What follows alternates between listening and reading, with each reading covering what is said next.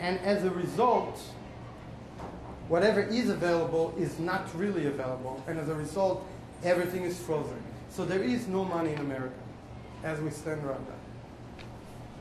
Not for a small investment transaction, not for, even for a house. Even for a house.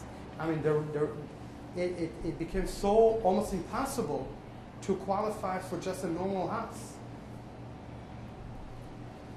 So let's talk about this. What's the difference between a stock market and commercial real estate as a unconventional type of a investment? And the reason we talk about that is I'm sure a lot of people are in the stock market or have been there or still there. Unsecured, stock market is unsecured. We've all seen that, usually long term. It's volatile. Talk about that in a little bit. The returns, if we're lucky, we'll see that. And then the financial transparency, as we know by our history, is not that great. On the other side, commercial real estate is secured by real estate, by land and building. It's short term, relatively shorter term. It's manageable and stable. It provides high returns on equity transactions between 10 and 15%. There is a due diligence that takes place on every one of our property. We share that with our investors. And finally, there is 100% transparency. If you guys want to report, if you want to see pictures, you want to see actual leases, whatever you want to see, we provide. So what role can a real estate play in your fund or in your portfolio? We believe it's high stable cash flow because every month you get a check from us. So you got cash flow. And by the way, I find that the key word in today's economy is cash flow. It's nothing about anything else. It's how do we preserve our money and how do we get cash flow? It protects us if for inflation, for any inflation or depreciation, future appreciation. Yeah, it has a low volatility. Volatility. I'm sorry. That it has the risk-adjusted return, which I don't know exactly what that means, but I'll be very honest with you. We have to ask Alan, what did he mean by that?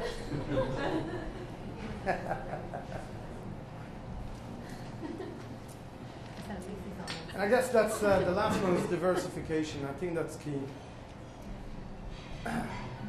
We have to be diversified in everything we do.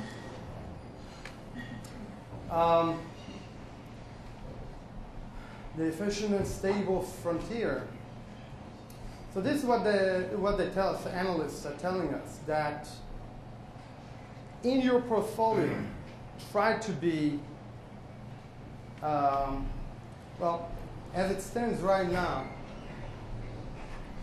between 1994 and 2007, 100% of stocks yielded 10.4% with 16.2 deviation. And what we want to emphasize here, that if you get your diversification of 50% stock, 20% in bonds, and 30% in some type of alternative investment, this is what the numbers show: a lower deviation and a stable annual return.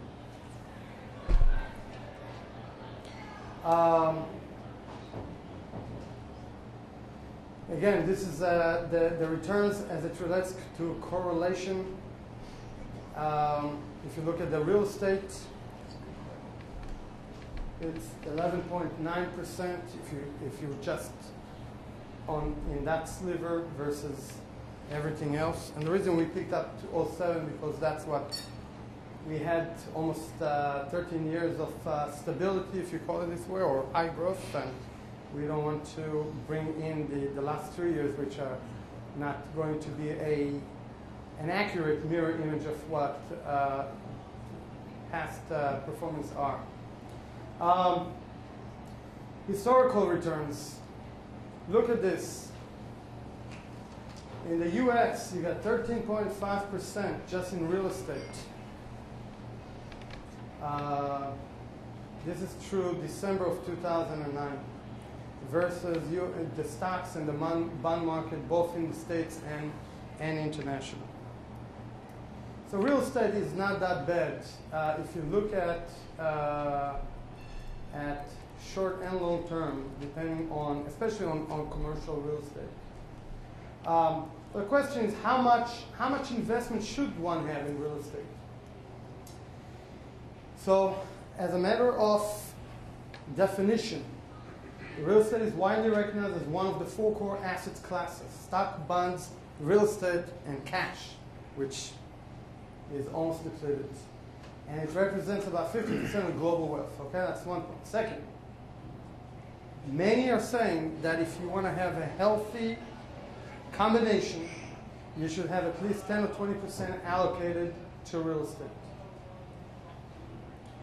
And finally, the average allocation to real estate ranges from 8 to 15% in the institutional portfolio. So that's our indication of what everyone else is safeguarding themselves with. What do we like? We like retail strip shopping centers. We like apartments, as soon as we're going to see. We like the medical and the office area. And we mainly like business / owner-occupied type of property. And we kind of discovered that early on in the beginning of 2009, that while everything crushed and everything collapsed, the only thing that was still thriving and still working are the type of businesses that they're a small mom and pop operation. So your pizza shop and your tailor shop and your insurance shop and the rest of those owner-occupied type of businesses are still working and thriving. So we like that. As far as leverage, going back to your question earlier, the cross-collateralization, we not only do that, we also like to take UCC filing on any type of other equipment that we find on the property. We take personal guarantees from all of our borrowers, and we get indemnity agreements to protect us and the property. This is an interesting flow to kind of tell us at what point we should really join the real estate investment club. So I don't want to start here. We want to start at the end, because I think that's where we're almost there. But look at that segment is, I guess, the time that we're in right now, decreasing prices, declining occupancy, softer rental rates, oversupply. This is where we are today. The recovery, ladies and gentlemen, is going to happen. It's a promise. I can promise today. The recovery will happen. The question is how long and when will it happen? And so in my estimation, I think 3 to 5 years is a good number.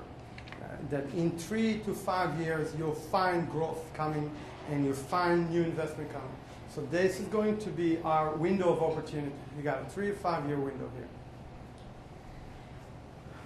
At which point, immediately thereafter, as you can see, there will be increase, the price will be increased, the occupancy will be increased, the rental rates will be increased, the demands will exceed supply, and at that point, at stabilization, which let's call it 5 or 7 years, I say sell.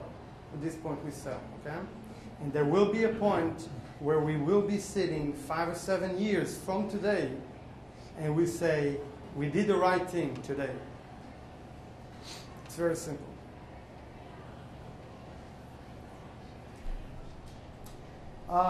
Going back to private versus public real estate, it's very simple. Like a REIT, we have a direct ownership of this real estate, as we said earlier, through a corporation, an LLC. We can hold in a separate account, and that's interesting that some of our investors like to do it through these self-directed IRA accounts. So that's something we work with several custodians, companies that can accommodate those transactions, and so we've seen a lot of our investors really like that type of that arrangement. And the returns basically reflect the performance of the asset, which is really the beautiful thing about it. We see something that's not behaving well, or it's 50% occupied, whether or not it's a multifamily, or it's retail, or whatever. As soon as it gets back on its feet, we investors can make more money on it by either selling it or staying on it. Here's our targeted real estate. We like the multifamily. We just invested in one of those two. The industrial is a very good thing. We just invested in one of those. The office and malls is maybe a little bit below that, and the shopping centers are below that. Now, anything that is self-standing type of a property we like, or if it's a small strip shopping center that has the small configuration to a owner-occupied type of a owner, we like.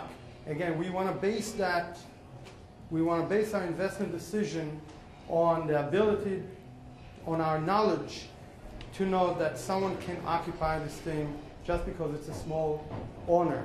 Now, we're trying to stay away from the big companies that are dependent on financial monies that are coming from Wall Street. So the big chains, the big boxes, all of those big companies are going to be dependent on public funding, and the public funding is not going to come anytime soon.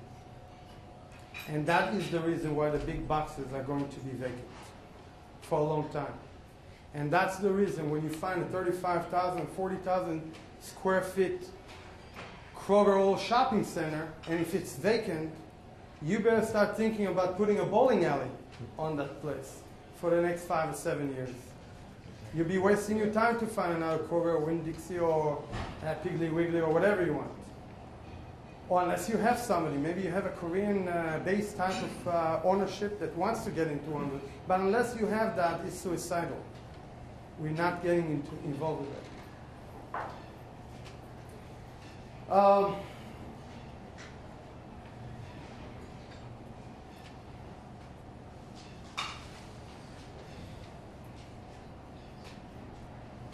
Well, just want to let you know that we are open basically as we stand right now. We are expanding our network. We see a lot of good opportunities. And what we're saying is be our partner, share in our wealth of information, see what we see, may hopefully get inspired, and let us know what we can do to enhance your knowledge base or enhance your information so that we can hopefully make the right investment together. What's our niche? We're focusing on these three type of properties. We're looking for REO properties. We're looking for FDIC type of properties, owned properties, and we're looking for a privately or court distressed type of properties. In all of the categories, Highland is very well positioned in the marketplace, both in Atlanta and nationally. to bring the very best opportunities to our investors. So most of our deals, the good deals are coming to us because the people know that we can close fast. We can only close fast as long as we know that we have our own database of investors who understand what we do and realize that when we bring a deal, we've done our homework, we've done our due diligence. It is what it is. You see it, you can touch it, and at that point, we really usually have a very small, short window of opportunity because that's our leverage. That's why we can be at 30, 40, 50 cents on the dollar from today's market valuation. Because we offer a 10-day close or a 15-day close, a very quick, short due diligence. Because we know evaluation, because we've been there, because we identify the exit, because we know who is the end user. We've put all the pieces together. We put all the pieces together, and we bring and present it to you as our investment group. So, as I said before, it's real knowledge, real investment, and real returns. And kind of concludes our presentation. I really first of all want to thank everyone taking all the time and coming very congested time and share this evening with us. There's some desserts in the back. Now we'll take any questions or any comments. I'd love to hear that from anyone who wants to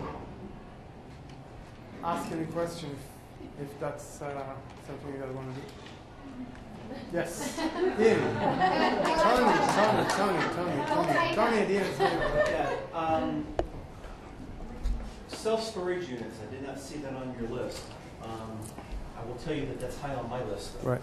Are you privy to any of those right now? Are you working on Right. any? It's so hot storage.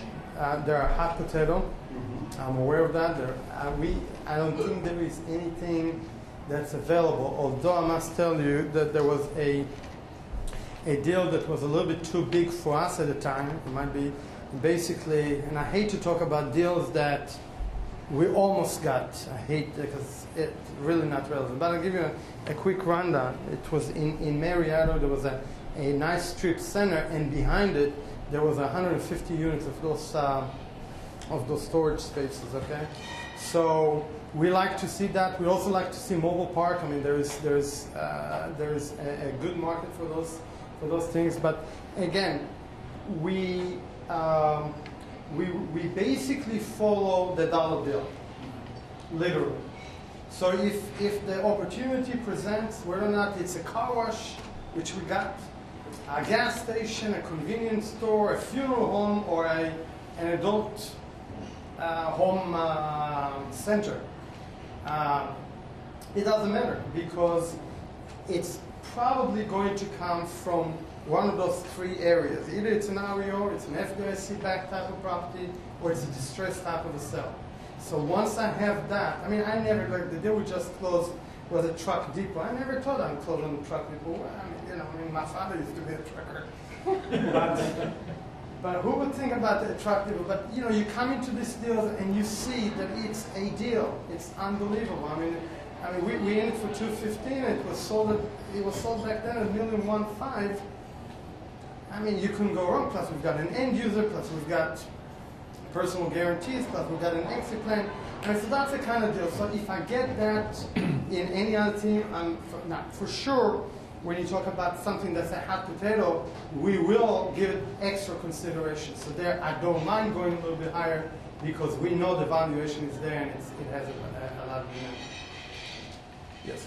You answered part of my question, but it goes back to your due diligence more. You find a property, however you find it, whether it's someone that comes to you, says, here's a great deal. What, other than historical research on that property of what it brought in and things like that, what programs do you use to determine the valuation of that property, to know that it's a good deal? Right. So it's a good question. Let me try to respond to that. I've been what kind of business are you in? What do you do? Just wondering. Chemical sales. Your chemical sales. Okay. How long have you been doing that? Sales for about 17 years. Okay. But I've been with the industry about 35. Okay. All right. Fine. So I'm just going to put it in a way of comparison, because I think that after someone puts enough time and being exposed to certain business for such a long time, it almost becomes your sixth sense. And I think everyone can agree to that. But we shouldn't really rely on that, okay? Now, we test ourselves, obviously, because at the end of the day, as much as it convinces me, I still have to convey a message to my investors. And a lot of times, my investors are, they just got an email where I just spent 2-3 weeks negotiating, going to the county, going to the city, inspecting the property, ensuring that we have an end user, and understanding how we're going to exit with this end user, speaking to this individual, doing the evaluation of the rents and the overall market analysis. We do all of that. But at the end of the day, it really depends on whether or not, how many check marks did I put on every one of the deals. And if there's plenty of check marks, then it's a deal that we do not. In a retail or office or any type of an income production type of a property, the evaluation is really pretty scientific. It's very simple. You don't even have to be a rocket scientist to do that.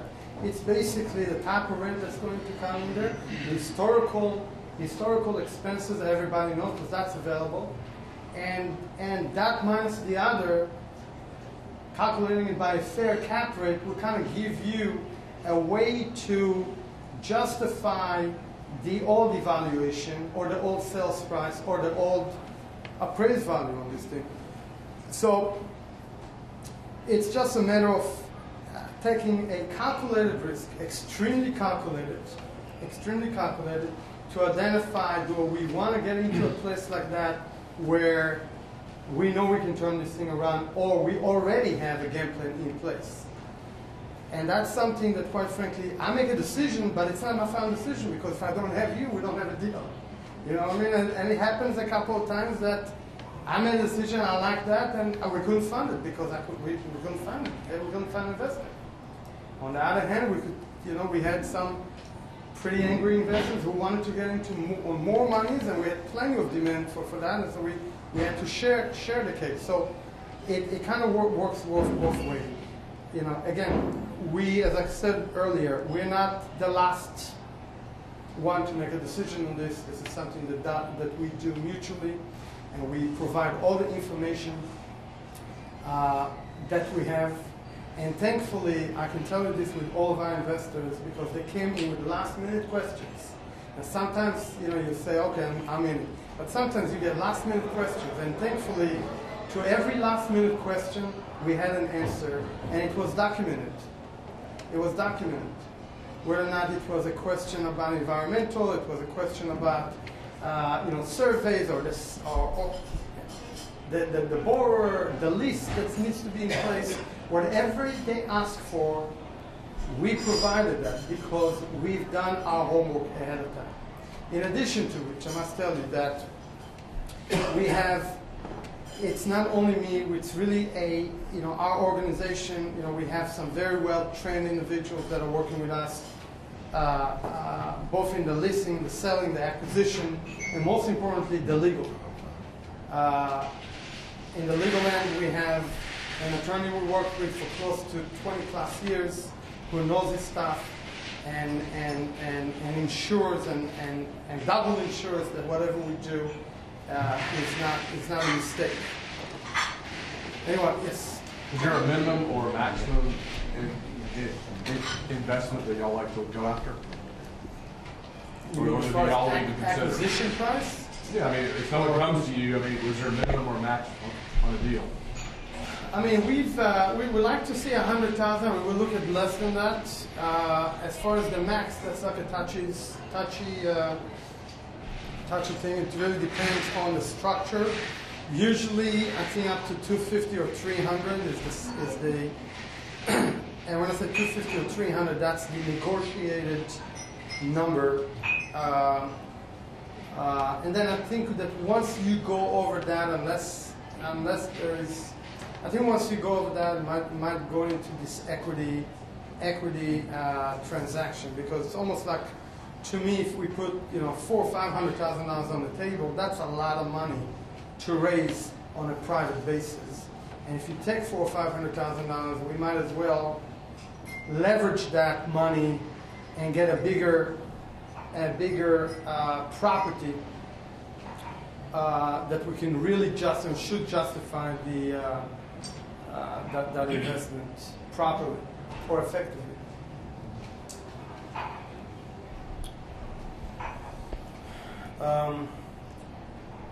Maybe I'll end with that. This is the Jewish day of Rosh Hashanah just passed, and we're about to enter another day. But the funny thing about real estate is, we say, at least in our circle, that God did not create land for at least 3,700 years. So there's no more land to be created. That's why it's not a recreation of something. So once you get into real estate, it's real estate, and it's a very unique type of a property. As we came in, it was like what I told was a 10-minute drive took 25 minutes. Why? Because everybody likes to be in Bucket. Everybody likes to be in this area. They come to this and there and restaurants and all of that. Why? Because the little 3 square miles, everybody wants to be there. So guess what? God is not going to recreate the 3 square miles. It's there to stay, period. And so too with the word location, location, location. That's an inherent value to real estate. That will never disappear. The location will never disappear, and the valuation will never disappear. And it might be that, as we said earlier, tenants are not there, and maybe we need to bring some TLC to the property. But essentially, the value, its essential value, is still there. So that's us, and look forward to. First of all, thank you again for singing, and we look forward to speaking to you again very, very soon. Very much. Thank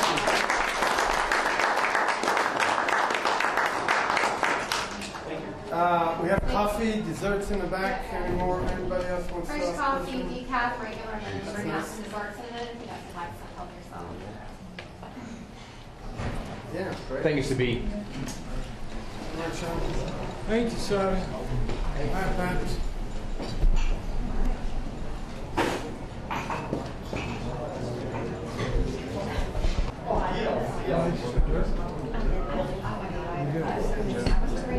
Right now, That's what we do. We have plants like wasabi, but we start. And I remember, yes, I remember you. Yours, you called me. Yours, did you call me? For some reason, Basically, see, I want to get I saw it not too long. you ought to do that, Rob. Yeah, take him out and cut it. And that area is just. I mean, Cascade, 285, all the way out to Fulton Industrial. Yeah, absolutely. 20%. No matter how much money you make. They will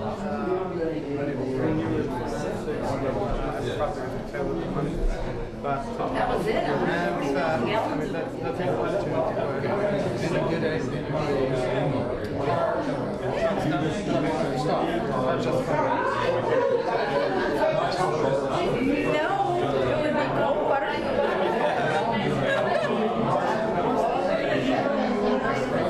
It actually brought it home. That's how I found out. There were some relations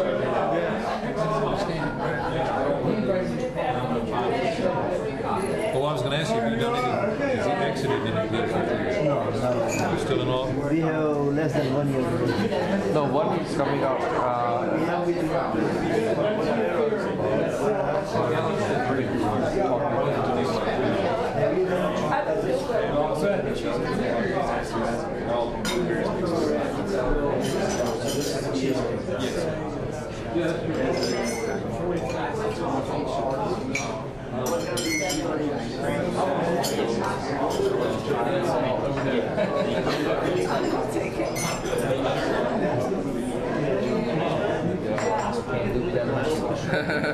Or you want regular sugar? Yeah, regular. You want the hard stuff, huh? Good stuff. Appreciate you coming out. Did you enjoy the presentation? Yes, we did. With Sabi for a while now. Oh, okay, great. I learned something new. Yeah, there's a lot to soak up. A lot of information there, I know.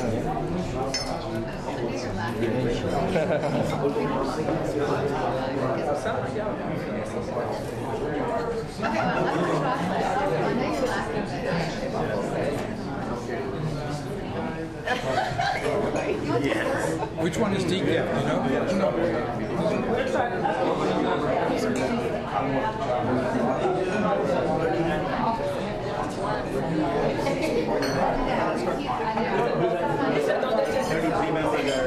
I don't think so that would happen,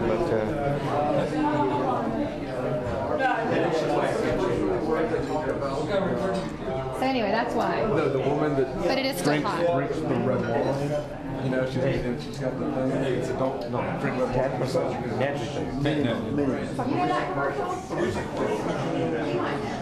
Some deals we have given 13.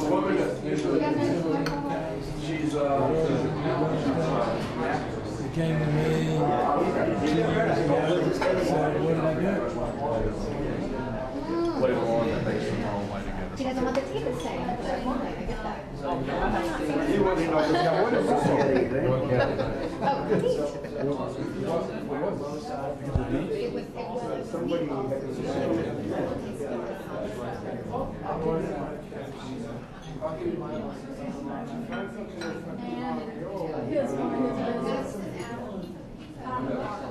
We like for a quick cash transaction. Yeah. I appreciate it. Thank you very much. Yes, yes, yes, yes, yes. That's good.